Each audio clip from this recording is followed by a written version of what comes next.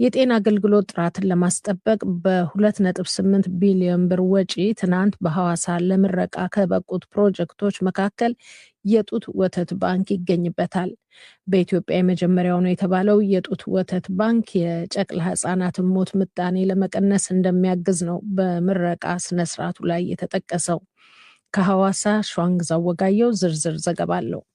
በሐዋሳ ዩኒቨርሲቲ ሕክምናና ጤና ሳይንስ ኮሌጅ ተገንብተው ለምረቃ የበቁት ፕሮጀክቶች 2.8 ቢሊዮን ብር ወጪ ተደርጎባቸዋል። ከተመረቁት ፕሮጀክቶች መካከል የቀዶ ሕክምና ማዕከል፣ የጽኑ ህሙማን ሕክምና እንክብካቤ፣ የእናት ጡት ወተት ባንክ፣ የተላላፊ በሽታዎች ስርጭት ቁጥጥርና ምርምር ማዕከል እንዲሁም የኦክስጅንና የተለያዩ ጋዞች ማምረቻ ይገኙባቸዋል። በተለይም በኢትዮጵያ የመጀመሪያው በአፍሪካ 8ኛው ነው የተባለለት የእናት ጡት ወተት ባንክ የጨቅላ ህጻናትን ሞት ለመቀነስ አስተዋጽኦ እንዳለው ነው የጤና ሚኒስትሯ ዶክተር መቅደስ ዳባ የገለጹት። ብረስት ሚልክ ባንክ በሰፊው እንዲተገበር የራሳቸውን ጡት ወተት ብቻ መጠቀም ሁሌም በሀገራችን የተለመደ ነው። ነገር ግን ባንክ አድርጎ ጨቅላ ህጻናት በተለይ በተለያየ ምክንያት በሚያሳዝን ሁኔታ እናቶቻቸውን ያጡ ወይም ደግሞ ማጥባት የማይችሉበት አጋጣሚ በሚፈጠርበት ጊዜ ልጆችን ተረክቦ ማሳደግ የሚቻልበትን ቴክኖሎጂ መፍጠር የቻልንበትና ያንን መተግበር የቻልንበት ትልቅ ፕሮጀክት ተጀምሯል። ለመሆኑ የጡት ወተት ባንክ ምንድን ነው?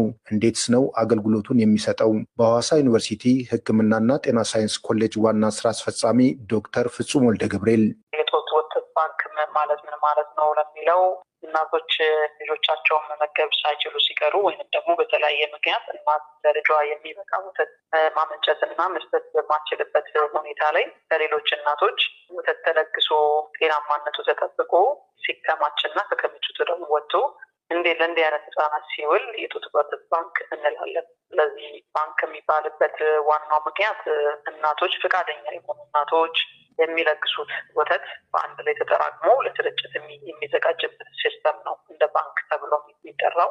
ለባንኩ የጡት ወተት የሚሰበሰብበትን ሂደት በተመለከተም ዶክተር ፍጹም ተከታዩም ብለዋል። ደም እንደሚለገስ ሁሉ ወተትም የጨቅላ ህጻናት ወተት ወይም ደግሞ የሰው ወተት ይለገሳል። የሚለገስበት ሂደትም አንዲት እናት ለልጇ በቂ የሆነ ወተት የምታመነጭ ከሆነና ከዛ በላይ ግን የሚተርፋት ከሆነ እንዲህ አይነት እናቶች ለሌሎች እናት ልጆች እንዲተርፉ ፈቃደኝነታቸው ተጠይቆ ፈቃደኛ ሆኖ ሲገኙ ደግሞ ያንን በፊርማቸው አረጋግጠው የጤና ደግሞ ምርመራ ተደርጎላቸው በጡት ወተት ሊተላለፉ የሚችሉ በሽታዎችን ምርመራ አድርገን ከዛ ነፃ ስትሆን ወተት ይሰበሰብና ፓስቸራይዜሽን የሚባል ቴክኒክ አለ። በውስጡ ያሉትን ጤናማ የሆኑ ለህፃኑ የሚጠቅሙ ንጥረ ነገሮችን ሜንቴን ባደረገ መልኩ ፕሮሰስ ይደረግና ወተቱ ይዘጋጃል። በሆስፒታሉ የጡት ወተት ባንክ ስራ መጀመር ለእናቶችና ለህፃናት ያለውን ጠቀሜታም የኮሌጁ ዋና ስራ አስፈጻሚ ጠቅሰዋል። በአብዛኛው በሀገራችንም ወይም ደግሞ በዓለም ደረጃ ጨቅላ ህጻናት ሞትን በምናይበት ጊዜ የሚሞቱ ጨቅላ ህጻናት ያለቀናቸው ተወልደው የሚሞቱ ናቸው እና እነኛ ጨቅላ ህጻናት ከሚሞቱበት አንደኛው ምክንያት እንግዲህ የተለያየ የምግብ እጥረት ችግሮች ይገጥማቸዋል ገና ከመወለዳቸው ጀምሮ ማለት ነው። ስለዚህ ይሄ የብረስት ሚልክ ባንክ ትልቁ እርዳታው ምንድን ነው?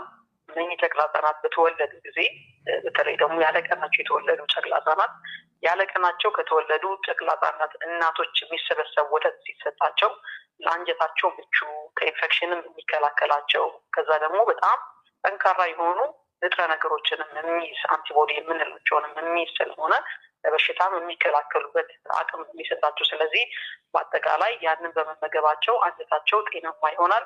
ሞትን ከ30 እስከ 40% የመቀነስ ጠንካራ የሆነ እርዳታ አለው።